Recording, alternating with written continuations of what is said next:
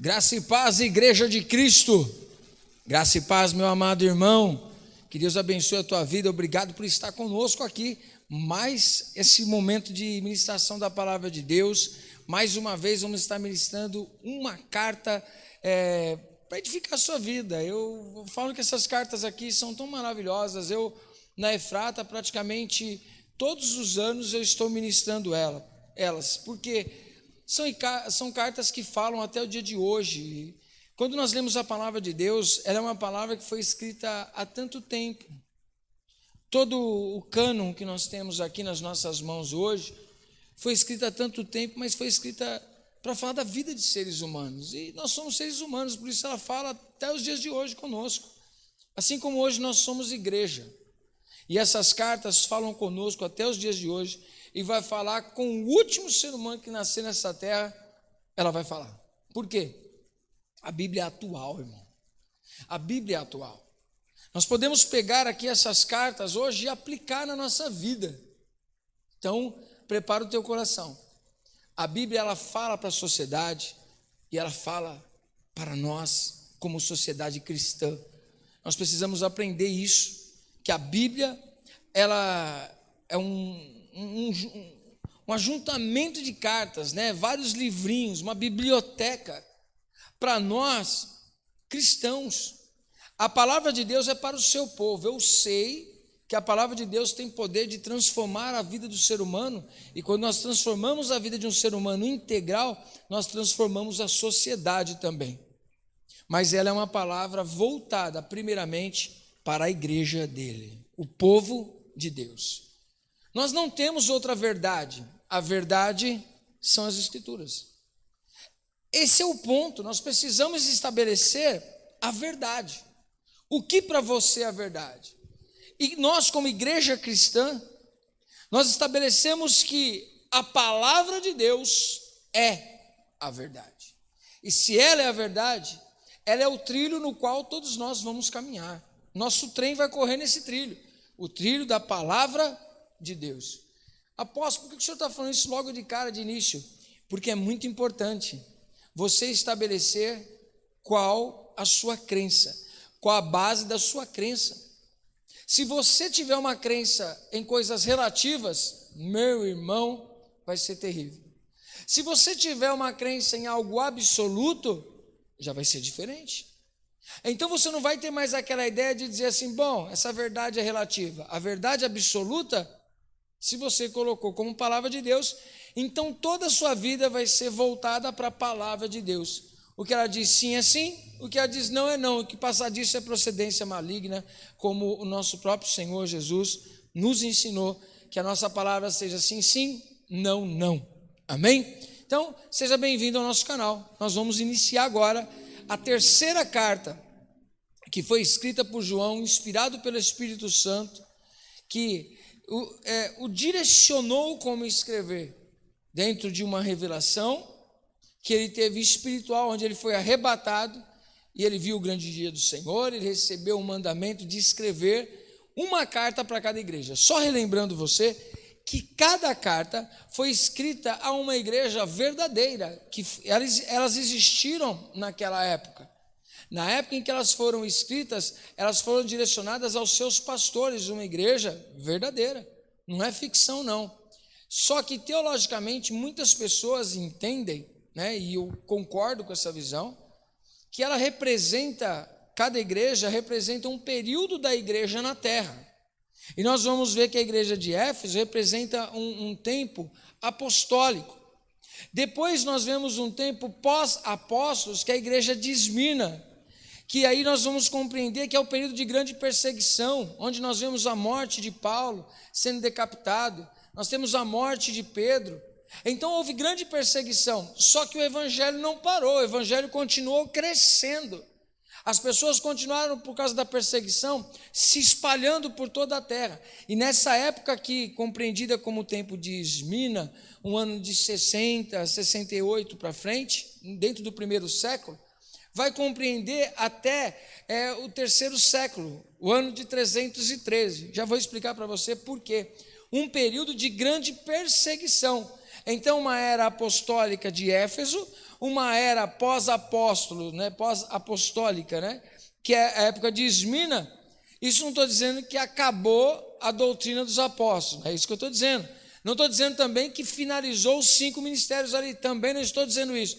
Só estou dizendo que são períodos escatológicos ou teológicos que as pessoas entendem, defendem essa tese, que cada igreja está representando um período da história. Sendo assim, a igreja de Pérgamo, a qual nós vamos ministrar hoje, representa o ano de 313 em diante. Vamos à palavra de Deus então. Abre aí comigo em Apocalipse, capítulo número 2, versículo de número 12 em diante. Abre o teu coração, preste atenção na palavra de Deus hoje para edificar a tua vida, amém? Olha só. Ao anjo da igreja em Pérgamo escreve: isso diz aquele que tem a espada aguda de 2 gumes. Sei onde habitas, que é onde está o trono de Satanás, mas retens o meu nome e não negaste a minha fé. Mesmo nos dias de Antipas, minha fiel testemunha, o qual foi morto entre vós, onde Satanás habita. Entretanto, algumas coisas tenho contra ti, porque tens aí os que seguem a doutrina de Balaão, o qual ensinava Balaque a lançar tropeços diante dos filhos de Israel, induzindo-os a comerem das coisas sacrificadas a ídolos e a se prostituírem. Assim, tens também alguns que de igual modo seguem a doutrina dos nicolaítas. Arrepende-te, pois, ou senão, virei a ti em breve, e contra eles batalharei com a espada da minha boca. Quem tem ouvidos, ouça o que o Espírito diz às igrejas.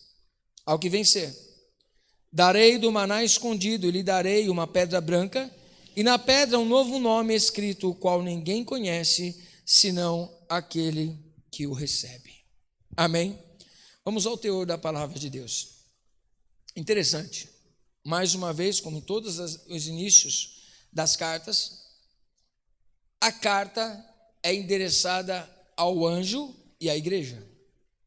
Deus fala com o altar, com o líder, e o líder transmite para a igreja. Já prestou atenção nisso, irmão? Como Deus é organizado? Existem pessoas nas igrejas hoje que não têm esse entendimento. A palavra que o líder está falando, e eu estou dizendo de um líder alinhado, tá? Um líder alinhado com os valores de Deus. Ele não pode entender que qualquer palavra que o líder fala está certo. Não, qualquer palavra baseada na palavra de Deus. Deus tem aliança e vela sobre a palavra dele, não sobre a palavra do homem. Então estou falando no caso de um líder na presença de Deus, influenciado pelo Espírito Santo, direcionado por Deus. É uma ordem de Deus para a igreja. Já parou para pensar nisso? Que quando eu estou trazendo uma palavra para a Igreja Apostólica Efrata, quando eu estou aqui ministrando a palavra no YouTube, é algo de Deus para a sua vida? Me fizeram uma pergunta hoje, perguntaram assim: por que você está gravando? Por que você está se dedicando tanto a estudar, se as pessoas não querem saber? Que pergunta desafiadora! Né? Que pergunta de confronto. A resposta é uma só. Eu não tenho que saber o porquê, eu só tenho que pregar. Deus é que distribui a quem Ele quer. Deus te colocou para ouvir essa mensagem, é porque Ele tem algo para você. Eu não estou fazendo nada aqui para ganhar dinheiro, para me promover. Estou aqui para pregar a palavra de Deus, e é o meio que nós temos para alcançar muitas vidas. Então não me importa quem ou quantos vão ouvir. Se uma pessoa for salva, se uma pessoa for restaurada, se uma pessoa mudar, se um líder da igreja, através de uma palavra dessa, mudar o seu posicionamento para conduzir uma igreja, já me dou por vencedor, porque cumpri a vontade de Deus. A palavra de Deus nos ensina que nós, como líderes e nós, como igreja, nós temos que pregar a palavra de Deus, nós temos que fazer aquilo que Deus nos manda fazer, nós não temos que perguntar os porquês. Deus não precisa nos dar resposta de tudo. Se Ele mandou, nós obedecemos. Se Ele falou, faça, nós fazemos. Por quê? Porque sempre Deus tem algo através da nossa vida e muitas vezes nós não entendemos, mas Deus está no controle de todas as coisas. Deus estava no controle da vida de Paulo em meio ao naufrágio. Deus estava no controle da igreja em meio à perseguição, e Deus continua no controle da história até os dias de hoje. Saiba disso. Pode ter acontecido aí, está passando por todo esse problema com o coronavírus, pode vir epidemias, pode vir perseguição, pode vir o que for, Deus continua no controle da história, nada fugiu das mãos de Deus. Então precisamos entender que em cada período da história Deus está se revelando, e Ele se revela através da igreja dele. Hoje Deus quer se revelar através de você, Deus quer se revelar através da igreja dele, Deus quer se revelar através dessa palavra que está sendo pregada para o teu coração. Amém? Vamos ao teor da carta. Então aprendemos que Deus fala com o anjo, Deus dá a mensagem para o anjo transmite à igreja, meu irmão, o pastor guia as ovelhas. Meu Deus, é uma responsabilidade muito grande, que as ovelhas não são nossas, as ovelhas são do Senhor Jesus. Mas ele diz o seguinte: isso diz aquele que tem a espada aguda de 2 gumes. Jesus está se apresentando aqui nessa carta da mesma maneira que ele se apresentou para João. Veja só, uma figura toda mitológica aqui, mas na verdade Jesus está se revelando de uma maneira para que João entenda. E dessa maneira, para que João entenda, Jesus, ele aparece para João nessa revelação no capítulo 1, como alguém que tem as suas cãs, seus cabelos brancos como a neve, seus olhos como chama de fogo, seus pés como latão reluzente, mas na sua boca tem uma espada.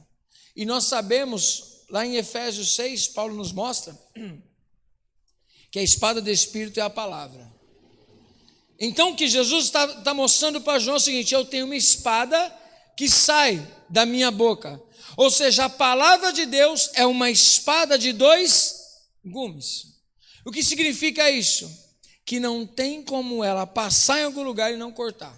Eu costumo dizer que quando eu prego, a espada corta aí, corta aqui. Sabe o que significa isso? Que não existe homem algum que tenha autoridade baseada em si mesmo para se pregar a palavra de Deus. Porque muitas vezes a gente prega para as pessoas saírem da vida de mentira, mas às vezes a gente está vivendo a vida de mentira. Então quando a espada cortou a pessoa, ela cortou eu também. Não existe líder perfeito para pregar a palavra de Deus. A palavra de Deus é perfeita, o homem, ele é falho. E Deus, por isso, vela sobre a palavra dele. Pode ser a pessoa mais desviada do mundo. Se ele falou da palavra de Deus, a palavra de Deus é verdadeira e a pessoa é mentirosa. Ah, mas Deus é com ela? Eu não disse isso. Eu disse que a palavra é verdade, mas a pessoa é uma fraude. E Deus não tem aliança com a pessoa, Deus tem aliança com a palavra dele. Querido, preste atenção nisso, isso é muito sério. Entre Deus ficar com a palavra dele e ficar com você, ele vai ficar com a palavra dele. Sabe por quê? Porque ele não volta atrás. Ele não é filho do homem para que minta, nem filho do homem para que se arrependa. Ele disse, ele cumpre a palavra dele. E ele mesmo disse que ele vai julgar os vivos e os mortos. Ele mesmo diz que cada um vai pagar segundo o seu posicionamento com a palavra dele. Então ele vai cumprir. Então vigia, vigia. É isso que a palavra de Deus está nos dizendo aqui. Que Jesus se apresentou e disse: eu tenho uma espada de 2 gumes que sai da minha boca, que é a palavra, e eu vou pelejar com a palavra de Deus. Meu irmão, nós precisamos, que nem disse Paulo, nós temos que ser obreiros que não têm do que se envergonhar, que maneja bem a palavra da verdade. É a espada do Espírito. Precisamos dessa destreza. Precisamos saber manejar a palavra para destruir todos os pensamentos falsos, todos os pensamentos filosóficos. O Espírito Santo nos capacita para isso. Jesus está dizendo isso para eles: olha, isto diz aquele que tem a espada aguda de 2 gumes. Sei onde habitas, que é onde está o trono de Satanás, mas retens o meu nome e não negaste a minha fé, mesmo nos dias de Antipas. Deixa eu pegar a parte A aqui. Sei onde habitas. Jesus sabe aonde a igreja dele está situada fisicamente. Ele sabe do que é que a igreja dele padece ou não. Ele conhece todas as coisas, ele tem o olho que tudo vê, ele tem o olho que consegue enxergar tudo, até aquilo que para você pensa que você está conseguindo esconder, Deus conhece você. Deus sabe quem você é, Deus sabe das suas tribulações, Deus sabe das suas lutas, mas Deus também conhece as suas falhas e convida a cada um de nós a nos arrependermos. Jesus está dizendo aqui para a igreja que está em Pérgamo, que Ele conhece o lugar que ela está. A igreja está no lugar onde habita o trono de Satanás. Por quê? Nós vemos aqui que são igrejas dentro de contextos. Mais uma vez te relembrando isso, que é importante conhecermos o contexto onde a igreja está. A cidade, ela tem uma história. E essa cidade de Pérgamo é justamente uma história de idolatria. Existia muita idolatria dentro da cidade de Pérgamo. Estamos falando da cidade. Só que a igreja sempre corre o risco de assimilar a cultura da cidade dentro dela. Isso é perigoso, assumir a cultura do mundo para a igreja. É justamente isso que acontece com Pérgamo.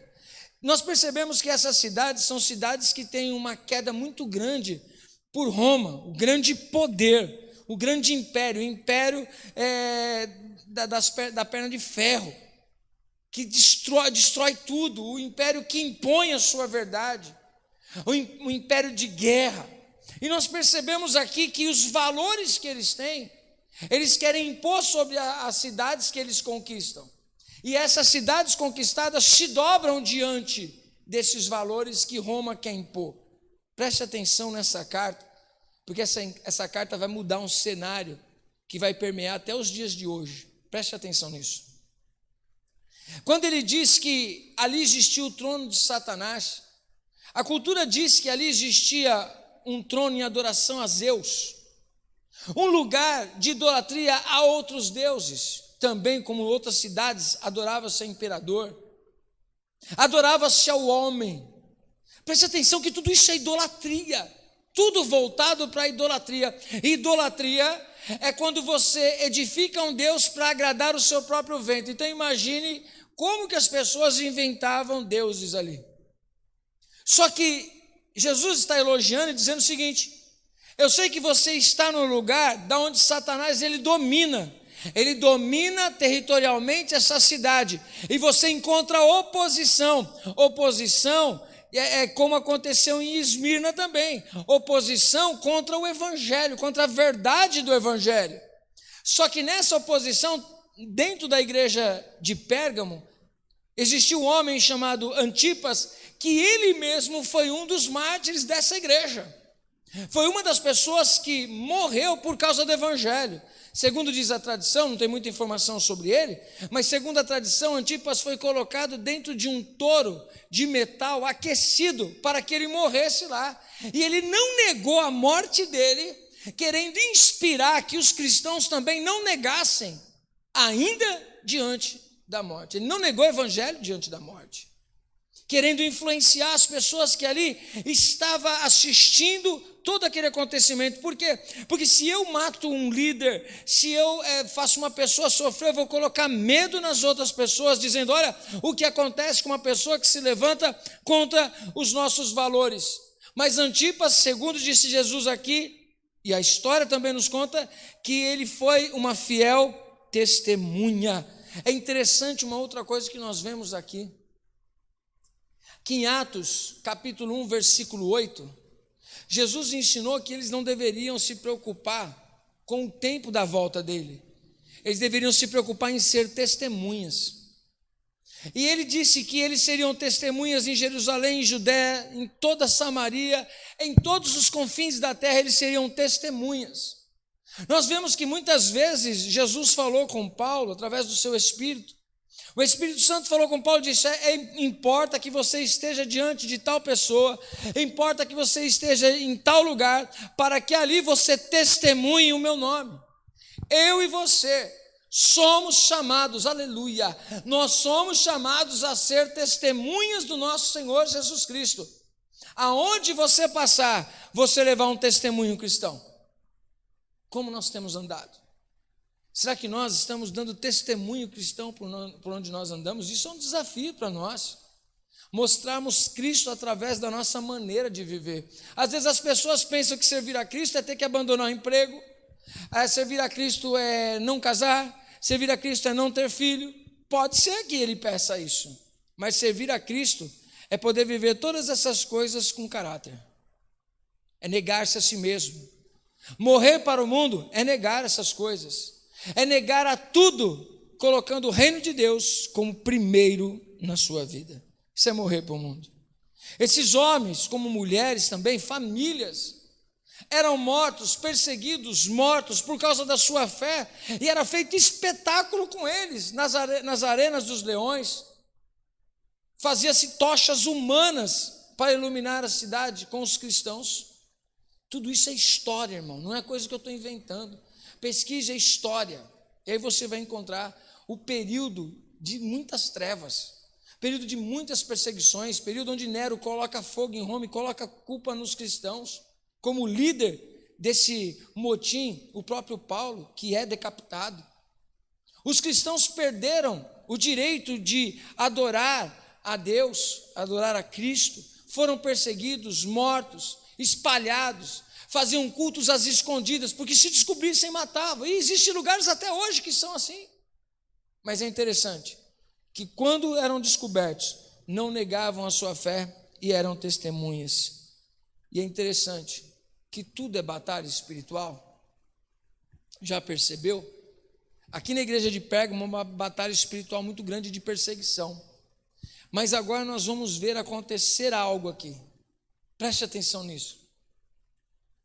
Parece, ao olhar o cenário, que quando o inimigo olha e vê que não consegue entrar, ele vai procurar uma maneira de insurgir de dentro para fora. Escuta isso. Uma vez um general disse assim para o seu soldado, seu escudeiro ao lado dele, ele disse: espera que nós estamos com as nossas tropas e vamos invadir. E aquele escudeiro sabia que aquele general tinha 3 tropas. E aí ele disse assim: olha, nós vamos invadir e vamos ganhar. Nós temos 4 tropas para invadir essa cidade. Aí ele falou: não, nós temos 3. Ele falou: não, nós temos 4.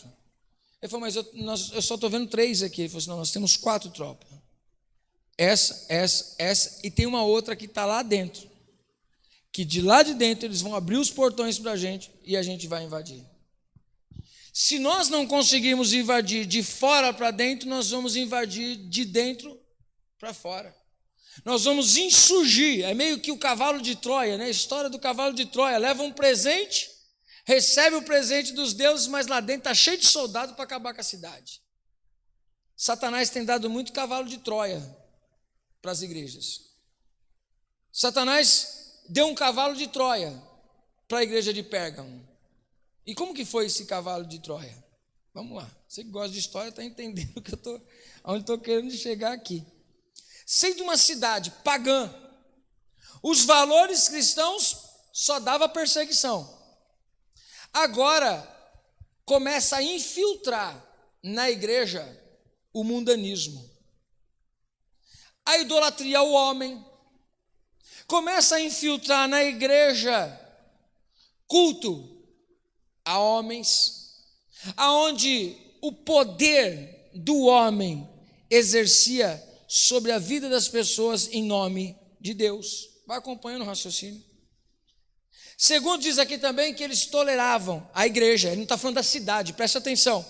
O contexto da cidade faz com que a igreja entenda facilmente, mas ele não está falando da cidade, melhor, ele não está falando para a cidade, ele está falando para a igreja que está dentro de uma cidade, ou seja, uma igreja que está dentro de um contexto. Se a igreja de Éfeso está dentro de um contexto aonde Satanás também quer reinar, existe idolatria, existe feitiçaria, e ali Paulo, quando escreve a carta a Éfeso, que eles deveriam ter um posicionamento cristão em cima de tudo isso, que eles deveriam ser mais fortes do que a autoridade espiritual que estava ali. Tanto que é na carta de Efésios que Paulo termina no capítulo 6 falando sobre a autoridade espiritual e sobre toda a armadura que o cristão deve ter. Nós vemos também que em Esmirna havia perseguição, E nós vemos que a igreja está dentro dessa cidade, uma cidade rica, mas uma cidade que passou por muita destruição e entendeu o que é ressurreição. Agora, a igreja de Pérgamo está dentro da cidade de Pérgamo, está onde tem o trono de Satanás, e também agora nós vamos perceber que o trono de Satanás quer entrar dentro da igreja. Como que faz isso? Jesus nos mostra com um acontecimento aqui que ele manda escrever. Depois de ter elogiado a fidelidade, depois de ter elogiado que eles não se dobraram diante da perseguição, agora Jesus tem uma coisa contra a igreja, ou melhor, duas. Mas algumas coisas eu tenho contra ti. Jesus diz no versículo número 14: entretanto, algumas coisas tenho contra ti, porque tens aí os que seguem a doutrina de Balaão, o qual ensinava Balaque a lançar tropeços diante dos filhos de Israel, induzindo-os a comerem das coisas sacrificadas a ídolos e a se prostituírem. Deixa eu trazer à memória sua a história. Essa história de Balaão e Balaque está em Números 22, 23, 24 e 25. Esses 4 capítulos vão falar sobre essa história. Mas rapidamente eu trago ela para você, a nível de entendimento do que acontece dentro da cidade de Pérgamo e dentro da igreja de Pérgamo. Preste atenção nisso. Como Balaque, assim aconteceu com Satanás. Preste atenção nisso. Vamos lá. Diz a palavra de Deus que quando Balaque, ele vê o povo de Israel tomando todas as campinas de Moabe, ele diz o seguinte: esse povo vai me destruir.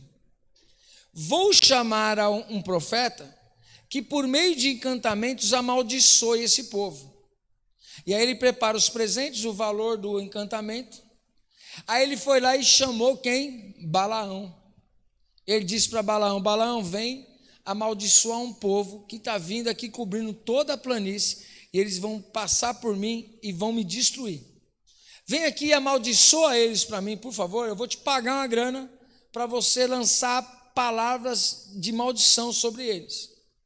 E aí o profeta diz assim: bom, acho que eu vou ganhar um dinheiro.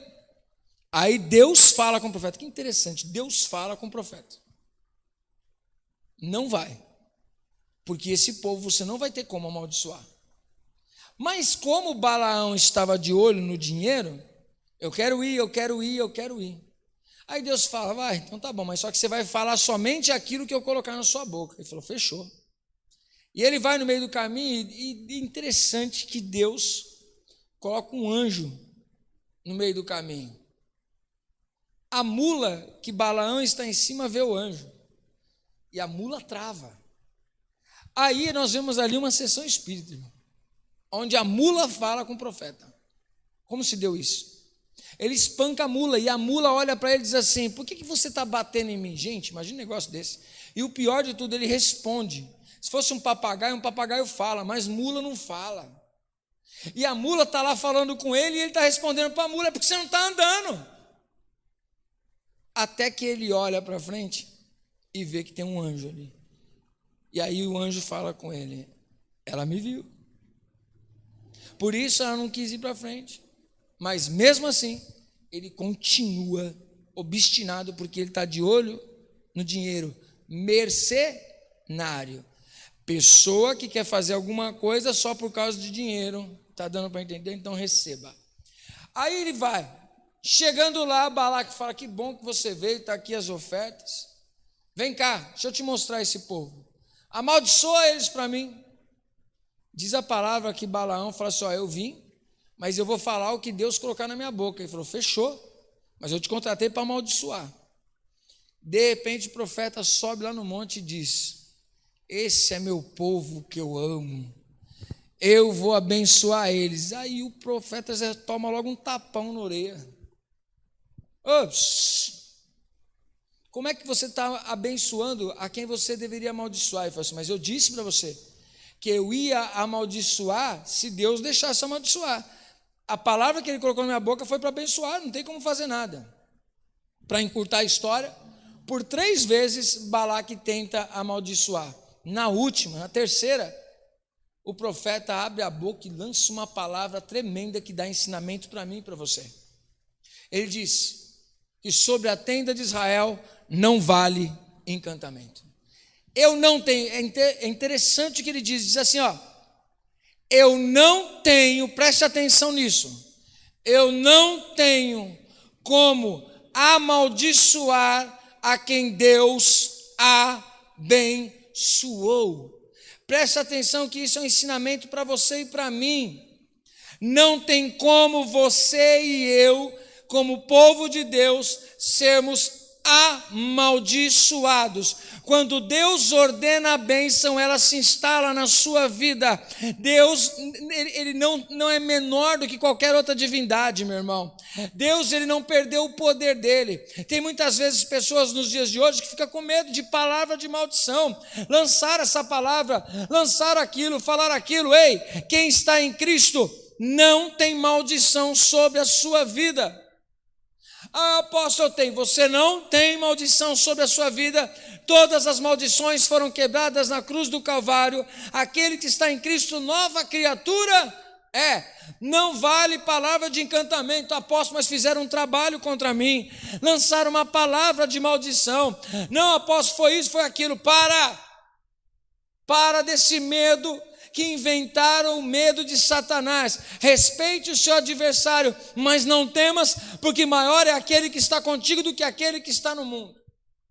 A palavra de Deus diz que o profeta não conseguiu amaldiçoar o povo. Só que ele queria o dinheiro. Ele queria as benesses. Aí o Balaque falou, e agora, o que eu vou fazer? Ele falou assim, eu tenho uma ideia. Qual a ideia? Vamos fazer, preste atenção na ideia de Balaão. Faz com que o povo se prostitua com os deuses e com as mulheres.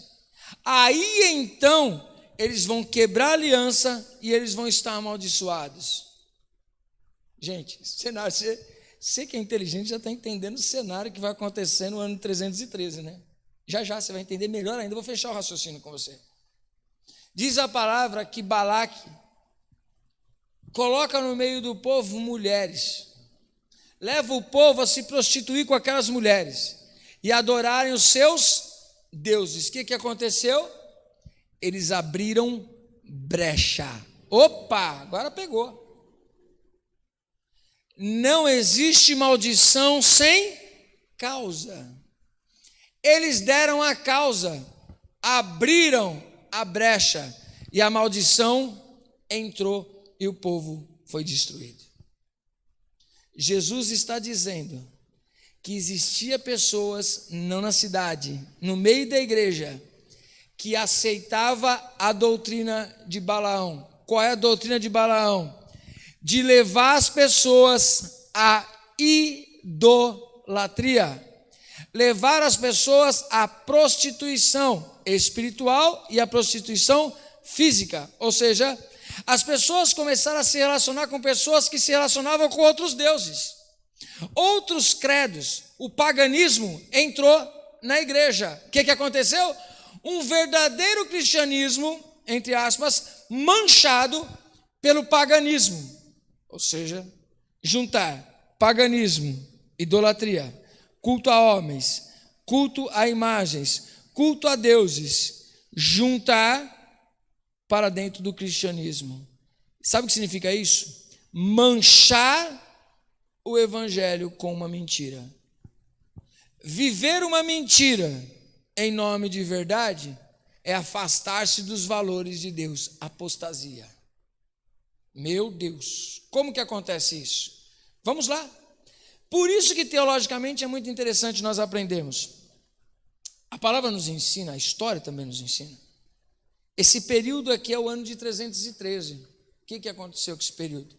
Lembra que nós falamos da igreja de Esmirna, que compreende um tempo de grande perseguição. No 3º século vai acontecer o seguinte, no ano de 313, um homem chamado Constantino, ele viu que ele estava para perder uma batalha. Só que ele estava admirado com o que ele via.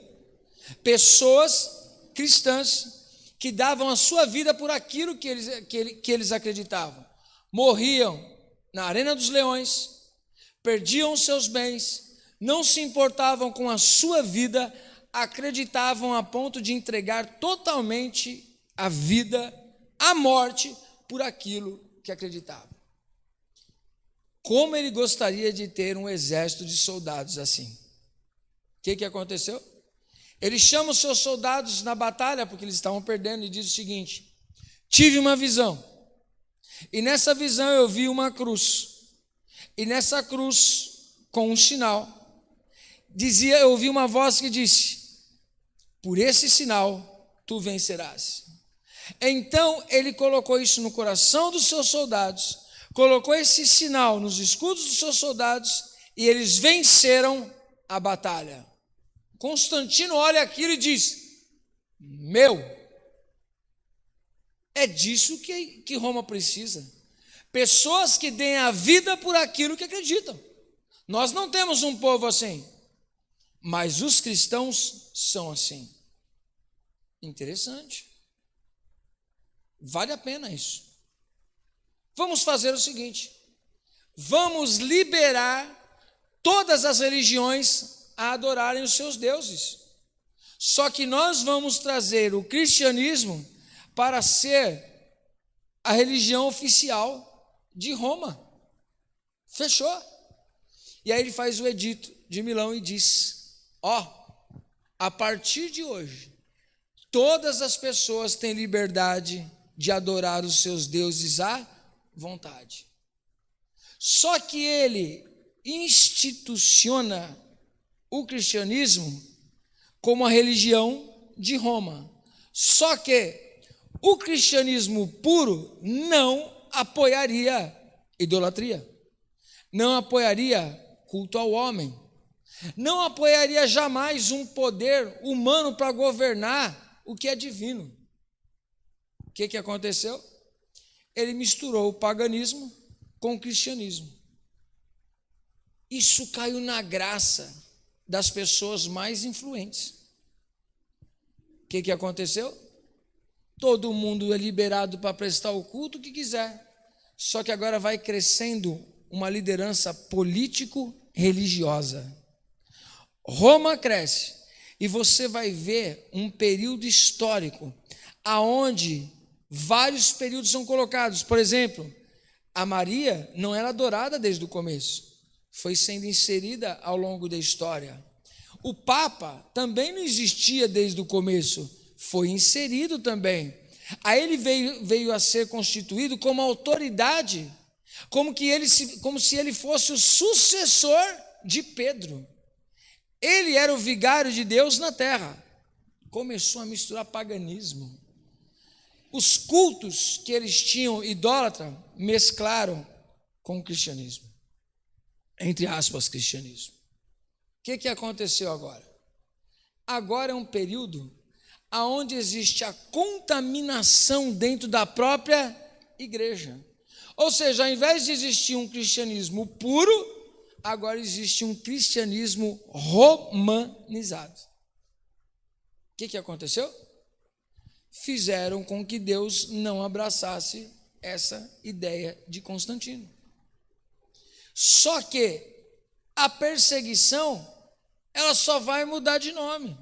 Os cristãos não deixaram de ser perseguidos, porque todos que se levantavam contra a ideia dos romanos, todos que se levantavam contra a autoridade do Papa, todos que se levantavam contra tudo aquilo que acontecia dentro da Igreja Católica, se tornaram protestantes. Protestavam contra aquelas leis, que a gente vai surgir em outro tempo, do ano de 1600, que nós vamos entrar dentro da reforma protestante. Um período também escuro, de muita perseguição religiosa. Os cristãos nunca tiveram essa liberdade de adorar a Deus, como ficou uma aparente paz. Só que só existia a paz se você fizesse aquilo que eles mandavam, senão iam morrer normalmente.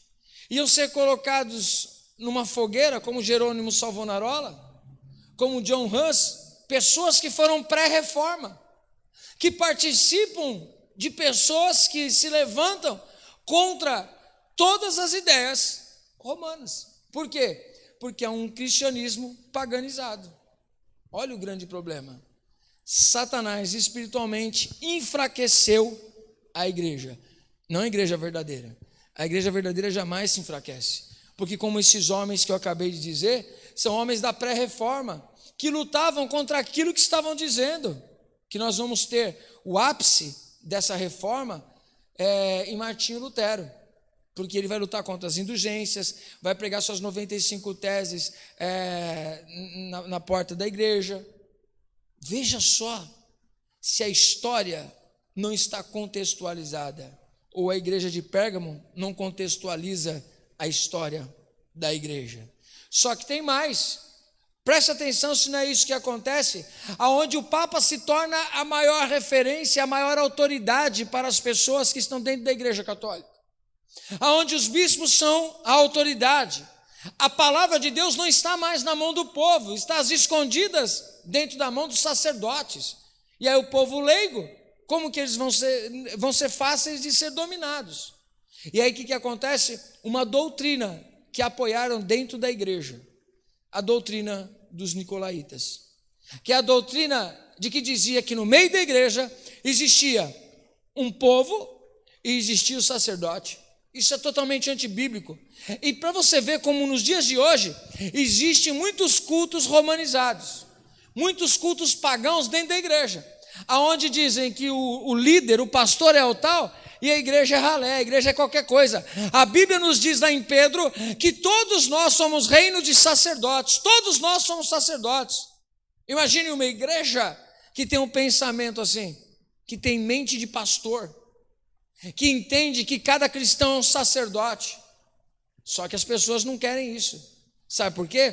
Preferem colocar o homem diante de Deus para ser intercessor, do que pagar o preço de ser intercessor na presença de Deus, sempre levantando alguma idolatria, um olhinho, uma oraçãozinha, um pastorzinho, um líder, um apóstolo, um profeta, alguém entre ele e Deus. Isso que está dentro do coração do homem, como aconteceu lá no Antigo Testamento com Moisés. Moisés estava santificando o povo, porque segundo a ordem de Deus, eles deveriam se santificar, porque Deus ia descer a falar com eles. Quando o povo viu, lá Êxodo 20 e Êxodo 19, quando o povo viu a trombeta, viu o chão tremer, eles falam: pode parar com esse negócio, fala você, Moisés, com Deus e traz para nós a notícia, mas nós não vamos falar com Deus, senão a gente morre. E aí o céu se recolheu, toda aquela manifestação se recolheu, e aí o homem teve que ficar entre Deus e eles, que foi Moisés. Só que Deus queria fazer com que a glória dele se manifestasse em todo o povo.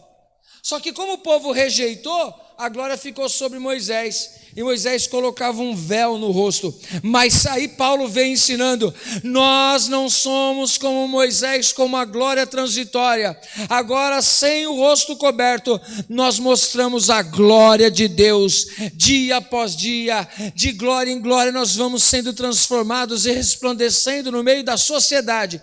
Isso não tem a ver com ser pastor, não tem a ver com ser líder, tem a ver com ser cristão. Nós somos cristãos, nós somos um reino de sacerdotes. Você que está aí na sua casa, eu que estou aqui pregando, nós somos servos e sacerdotes do Deus vivo. Só que aí, para a Igreja Católica, eles colocaram o quê? O homem como intercessor entre um homem e Deus. Idolatria. Idolatria. Ah, mas eles são uma raça especial, que vem de uma genealogia especial. Nicolaitas. Só que existem muitos pastores, muitas igrejas cheias de nicolaítas, cheias de pessoas que querem dominar o povo e se acharem melhores. Uma raça especial.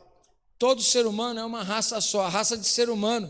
E toda raça de ser humano, segundo diz a palavra, Romanos capítulo 3, é raça de pecadores com direito ao inferno se não for por Jesus Cristo. Nem eu nem você é melhor do que ninguém, meu irmão. Se não for Jesus na minha vida, se não for Jesus na sua vida e na vida da humanidade, nós estamos perdidos e vamos para o inferno. O único intercessor, o único sacrifício por nossa vida é Jesus Cristo. A salvação não é comprada por causa de uma oferta, nem por causa de um dízimo, nem por causa de você estar na igreja. A salvação foi comprada lá na cruz. Martinho Lutero, ele veio trazer a reforma justamente para dizer isso.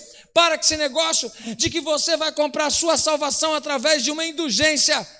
E nós precisamos fazer uma reforma nos dias de hoje, onde as pessoas estão entendendo que é só ir na igreja, é só dar um dinheirinho, é só dar uma ofertinha, é só dar um dízimozinho, que Deus vai te livrar. Meu irmão, aquilo que você faz, por melhor que você procure ser, segundo a ótica do homem, para Deus é trapo de imundícia, não tem valor nenhum. Eu quero te dizer uma coisa, se não for por Jesus Cristo, nosso único Salvador, o nosso único mediador entre Deus e os homens, cada um vai para o inferno.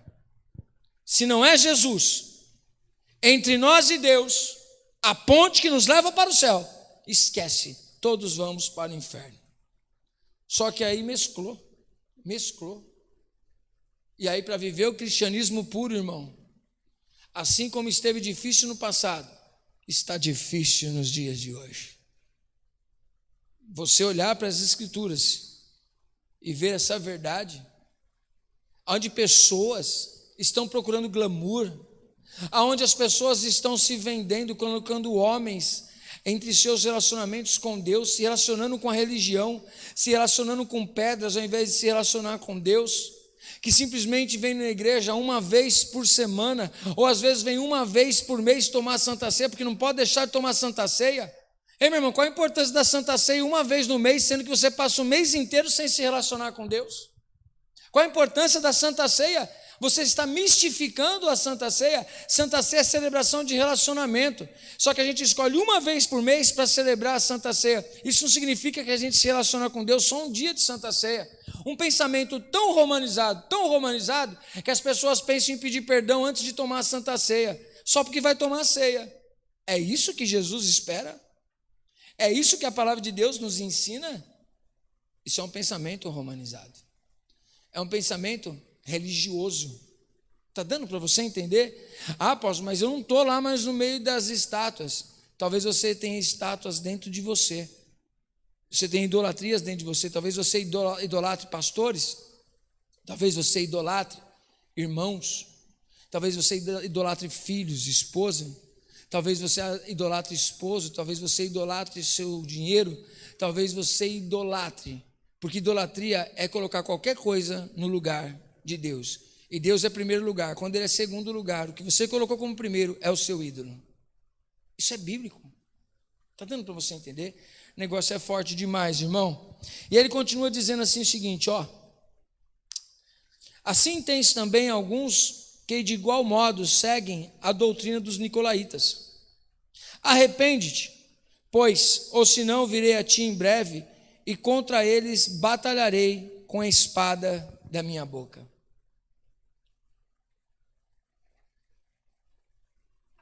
Mais uma vez, Jesus está nos mostrando aqui que Ele vai batalhar com a palavra dEle. Veja como é importante nós conhecemos da palavra de Deus. A palavra é a espada do Espírito. A igreja sempre lutou com a palavra. Lutero lutou com a pena. Paulo lutou com a pena. Mas Jesus luta com a sua espada. As palavras, elas podem libertar.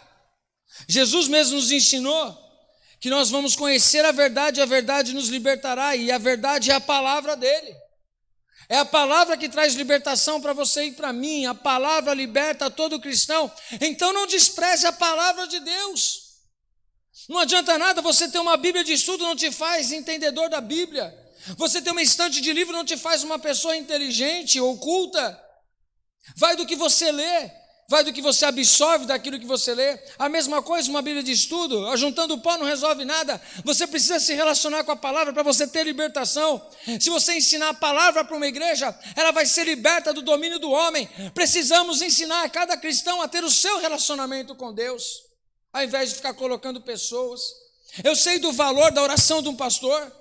Eu acredito na oração de um pastor, de um líder, de um apóstolo, de um profeta, de um mestre, não importa a função eclesiástica que ele tenha, mas eu acredito na palavra de Deus que diz que a oração de um justo pode muito em seus efeitos, significa que você que está aí na sua casa, a tua oração tem poder. Nós devemos honrar os homens, respeitar as autoridades, sim, porque todas as autoridades, conforme diz a palavra de Deus, são anjos do Senhor, que Ele mesmo constituiu para guardar a nossa vida e para cuidar de nós.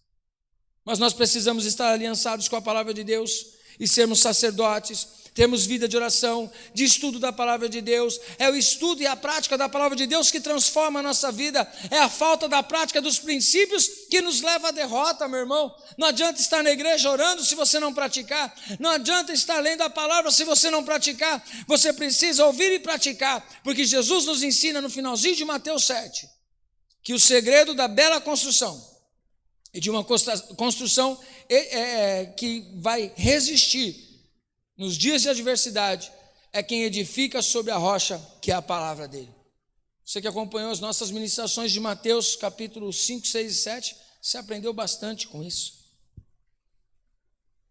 Jesus vai batalhar com a palavra dele.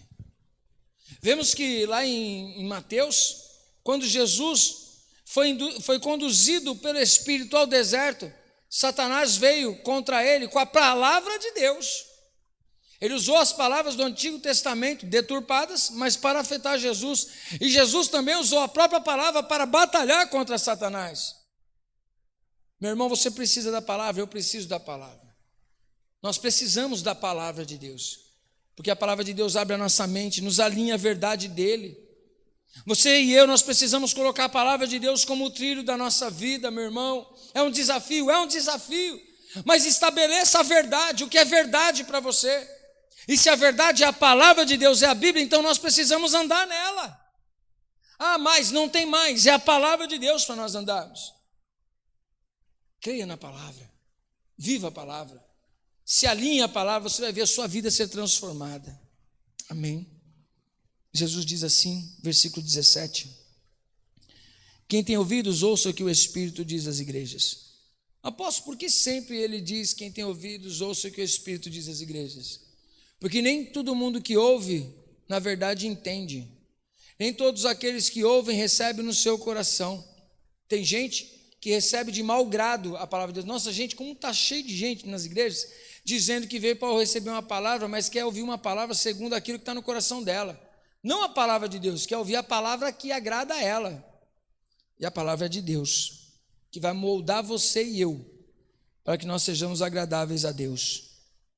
Jesus promete algo. Ao que vencer o quê? Essa apostasia. Ao que vencer a idolatria. Ao que vencer os nicolaítas. Ao que vencer as prostituições, seja ela espiritual ou carnal, ele vai dar do maná que está escondido. Nós sabemos da história do maná. Jesus mesmo disse que ele é o pão vivo que desceu do céu. Vossos pais comeram maná no deserto e morreram, mas aquele que se alimentar da minha carne viverá para sempre. E ele tem o maná, o pão vivo que desce do céu. Está escondido porque um dia a gente vai se assentar na ceia, porque ele mesmo disse que ele nunca mais tomaria do fruto da videira, não faria mais aquela ceia, até o dia que ele nos encontrasse todos no paraíso. Vai ser uma grande ceia, a bodas do Cordeiro, é a festa. A noiva vai ser recebida e o noivo vai estar lá esperando ela. Aleluia. Somos tua noiva, Senhor. Aleluia. Isso tudo é uma exposição de alegoria de uma noiva santa, pura, imaculada. Após, se nós como líderes, como igreja, o que a gente faz? Nós somos amigos do noivo, só cuidamos da noiva. Está dando para você entender, irmão? Não somos donos da noiva, nós somos amigos do noivo, que cuidamos da noiva para apresentar uma noiva santa, pura para ele. Mas ele mesmo morreu por essa noiva santa e pura. Nós só temos que cuidar daquilo que ele mesmo já ganhou. Meu Deus, isso é forte demais. Como Paulo mesmo diz lá em Efésios, ele fala que grande é o mistério. Mas ele não fala sobre o mistério do casamento, mas o mistério da noiva e de Cristo, que deu a vida pela igreja dele. Então, cuidado, a noiva não é nossa, a noiva é de Cristo. Imagine você entregar a sua noiva na mão de uma pessoa ao invés de cuidar da noiva, a pessoa destrói com a noiva, acaba com a noiva, leva a noiva a se prostituir. É forte. Ele vai chamar para uma conversa. Aqueles que eram amigos do noivo e deveriam cuidar da noiva, estão levando a noiva a se prostituir. É isso que é a carta para Pérgamo. E ele diz: e eu lhe darei também uma pedra branca, que é absolvição, que é perdão dos seus pecados. É o perdão que se recebe diante do juiz. E na pedra recebe um novo nome escrito. Sempre que uma pessoa tem um encontro com Deus, ela tem uma mudança de história.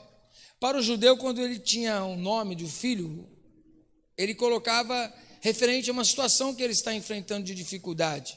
Quando Deus mudava o nome de uma pessoa, porque estava mudando a história dela. Nós vemos quando o Jacó, ele luta com o anjo, ele tem o nome dele mudado para príncipe de Deus, Israel, porque ele lutou como um príncipe com valentia e prevaleceu. Mudou a história dele, mudou o nome, mudou a história. Nós vemos que tem Mara, que ela é amarga, mas o nome dela é doce. Veja só. Histórias de pessoas que estão passando por contextos de dificuldades e de lutas, e Deus transforma o nome delas. A Mara, que era amarga, agora é chamada de Noemi. Agora ela é doce, porque o Senhor trouxe um novo tempo para a vida dela. Jesus está dizendo isso. Vai perdoar os seus pecados, Ele vai te dar um novo nome, vai te dar uma nova história. Não é mudar só o nome, é mudar a sua história, o qual ninguém conhece, senão aquele que o recebe. Essa é a palavra de Deus para mim e para você. Essa é a história de Pérgamo, uma igreja que se aliançou com o mundo. É um desafio isso que eu vou dizer para você hoje. Talvez você discorde totalmente, é um direito seu. Mas hoje em dia, nós percebemos todas as 7 cartas dentro de uma igreja só. A igreja contemporânea. A igreja que muitas vezes perdeu o amor como motivação correta. Dentro da igreja, algumas pessoas que pagam o preço pelo evangelho, a perseguição ou o abandono por causa das verdades de reino de Deus. E nós temos também, para a igreja dos dias de hoje, do século 21, como a igreja de Pérgamo, aonde não todas, mas muitas igrejas e muitos líderes se venderam para o mundo para encher as suas igrejas. Mas se lembre disso, riqueza humana não significa riqueza divina. Uma igreja cheia não significa que nós estamos cumprindo o propósito de Deus para a nossa vida. A voz do povo é a voz de Deus. Já sabe que isso é uma tremenda mentira. Aonde tem muita gente é que está dando certo. Também é uma grande mentira. Porque através da igreja de Esmirna nós aprendemos que é uma igreja que não tinha muita gente, tinha perseguição, não era uma igreja rica, mas era uma igreja que tinha a presença do Espírito Santo. Diferente da igreja de Laodiceia. Uma igreja rica, cheia de pompa, mas Jesus estava do lado de fora. A gente vai chegar na igreja de Laodiceia, você vai ficar assustado. Mas hoje, como igreja de Pérgamo, nós estamos aliançados com Deus ou estamos aliançados com o mundo? Podemos nos prostituir dentro da igreja? Podemos ser idólatras dentro da igreja? Podemos viver os valores de Deus e os valores do mundo? Não.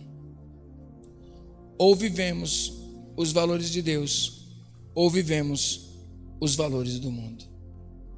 Uma igreja manchada, Ele não vai aceitar. Ele vem buscar uma igreja fiel, fiel até a morte. Uma igreja que não se contamina, que não aceita a idolatria, que não aceita conchavos, que não se contamina com o mundo. Uma igreja que não é licenciosa. Uma igreja que não é aliançada com os valores do mundo. Fechou com a palavra. O altar alinhado com a palavra. A igreja alinhada com a palavra. Apóstolo, mas muita gente não vai querer isso. Parabéns, Esmirna. Ele vai te recompensar. Não, apóstolo, mas eu preciso encher a igreja a qualquer custo. Você vai se vender. Você já se vendeu.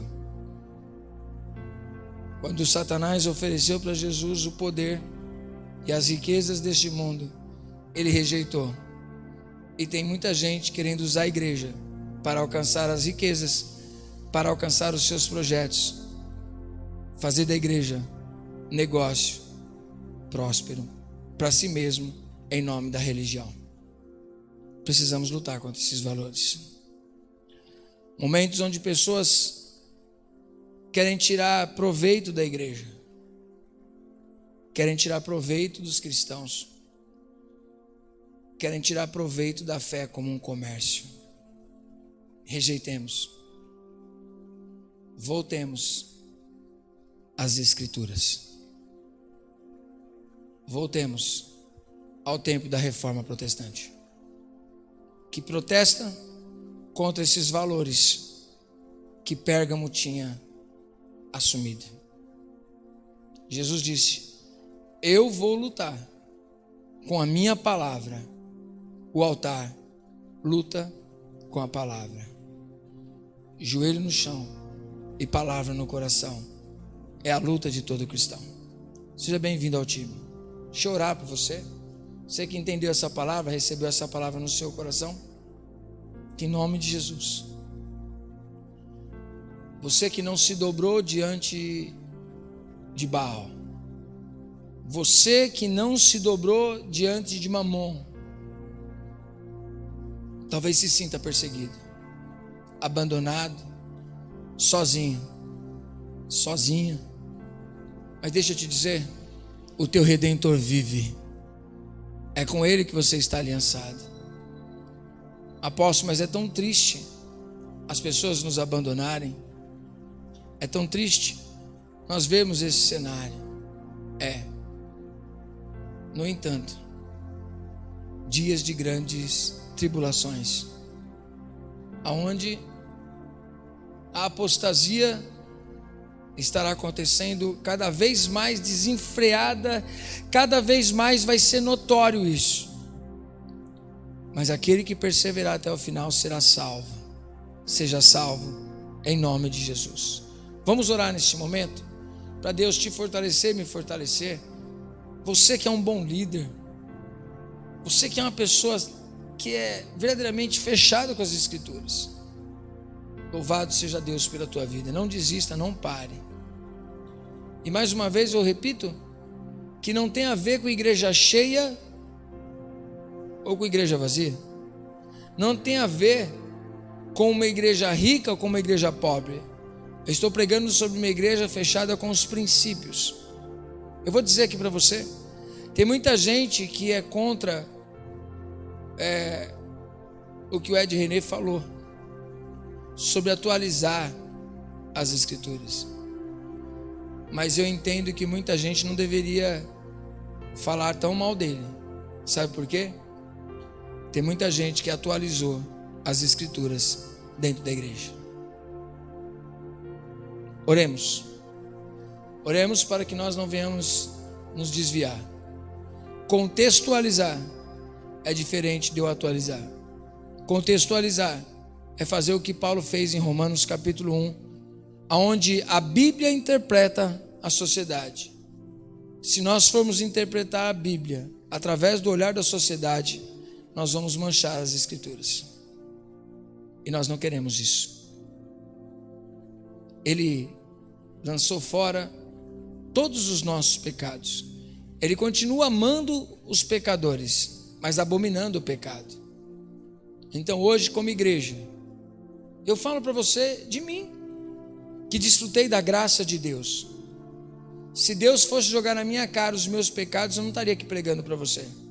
Então eu não estou aqui pregando que uma pessoa que viveu no pecado não tem oportunidade. Uma pessoa que viveu na abominação diante de Deus, saiba que a graça de Deus, ela não é frágil, ela é forte como a rocha, e ela tem condições de perdoar qualquer pecado que você cometeu. Isso não faz da graça uma graça barata, onde você pode fazer o que você quiser, afinal de contas, Deus vai perdoar todo mundo mesmo. Não é assim. Arrependa-se dos seus pecados hoje, não importa qual seja ele, pode ser o mais hediondo, o sangue de Jesus tem poder para te perdoar. Mas igual ele disse para aquela mulher, vai e não peques mais. Hoje é a oportunidade que é colocada para você. Vamos contextualizar Pérgamo hoje para nós? Arrepende-te e volta lá de onde você caiu. Volta à prática das primeiras obras, volta às Escrituras. Voltemos às Escrituras. Reforma já. Deus abençoe a sua vida. Vamos orar nesse momento. Pai querido, estou aqui diante da tua palavra e quero te pedir, Senhor meu Deus, nesta noite ou nessa manhã, tarde, que alguém me ouve. Não estou aqui pregando para acusar ninguém, Senhor. Assim como tenho admiração pelo pastor Ed René, como outros pastores, Senhor, que muitas vezes são julgados, são apontados, mas muitas vezes estão falando muitas verdades que para muitos ferem. Mas é só raciocinar, entender como a tua igreja, que tu amas, tem se perdido, mas tu não desistiu delas, assim como tu não desistiu de mim, não desistiu de nós como líderes. E eu te peço, Senhor meu Deus, hoje, entra nessa casa que está me ouvindo, entra em nossos corações e transborda-nos da presença do teu Espírito Santo. Nos ensina, Senhor meu Deus, as coisas que estão erradas, para que venhamos abandonar. Sonda o nosso coração e vê se há em nós algum caminho mau e guia-nos pelos caminhos eternos. Aquele que estava no pecado, aquilo que a tua palavra condena, é só abandonar, é só se arrepender e deixar as práticas do mal e transformar a mente para os teus valores, Senhor. Nos perdoa como igreja, quando ao invés de sermos luz, nos tornamos trevas. Ao invés de fazer a diferença, não conseguem mais enxergar a diferença alguma, Senhor. Nos perdoa, me perdoa, se tenho andado no caminho mau. E ajuda os meus irmãos, Senhor, a viver a tua palavra. Se tu não nos ajudar, não conseguiremos. Nos perdoa, nos ajuda a cada coração arrependido, em nome de Jesus. Amém e amém. Que Deus abençoe a sua vida. Logo mais temos a próxima ministração, a 4ª carta à igreja de Tiatira. Deus abençoe. Até a nossa próxima ministração. Fica com essa palavra no seu coração. Convertam-se, que nós venhamos nos converter como igreja e voltar às práticas das primeiras obras, voltar às Escrituras. Na próxima você não vai perder, você vai ser muito edificado. Deus abençoe a sua vida. Fique na paz do Senhor Jesus.